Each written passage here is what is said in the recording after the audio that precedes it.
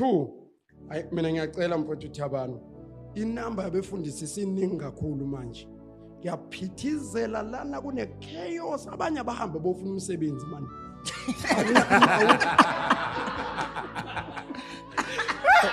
Uvimba nokufundisa ke manje mntanda. Bavimbe badala i-disorder lana, bakhuluma imisangano engazwakali lana endlini kaNkulunkulu. Kuyaliwa kubuzwana nezinto efuna ngaba ayibuzwa zikhona ezwini ngenxa yabantu abadala i-disorder labafuna abangafuni ukusebenza, abantu abahamba bofuna umsebenzi.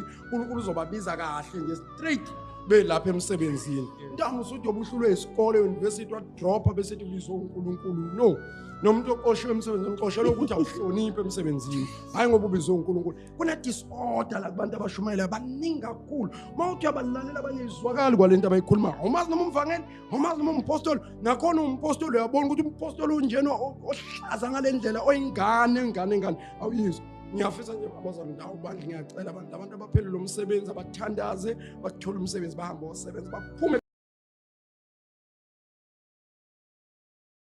2 mina ngiyacela mfowethu Thabani, inamba yabefundisi isiningi kakhulu manje. Ngiyaphithizela lana kune chaos, abanye abahamba bofuna umsebenzi manje.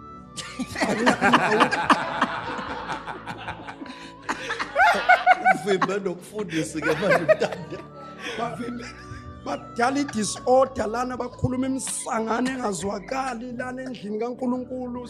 Kuyaliwa kubuzwana nezinto efuna ngaba ayibuzwa zikhona ezwini ngenxa yabantu abadala i-disorder labafuna abangafuni ukusebenza, abantu abahamba bofuna umsebenzi. uNkulunkulu uzobabiza kahle nje straight belapha emsebenzini. Ntamo usuthi obuhlulwe isikole university wadropa bese ubizwa uNkulunkulu. No, nomuntu oqoshiwe emsebenzini uqoshelwe ukuthi awuhloniphe emsebenzini, hayi ngoba ubizwe uNkulunkulu. Kuna disorder la kubantu abashumayela baningi kakhulu. Mawuthi abalalela abanye izwakali kwalento abayikhuluma, umazi noma umvangeli, umazi noma umpostoli. Nakhona umpostoli uyabona ukuthi umpostoli unjena ohlaza ngalendlela oyingane awuyizwa. Ngiyafisa nje abazali ndawo bandla, ngiyacela abantu abaphelele lo msebenzi abathandaze bathola umsebenzi bahamba osebenza baphume.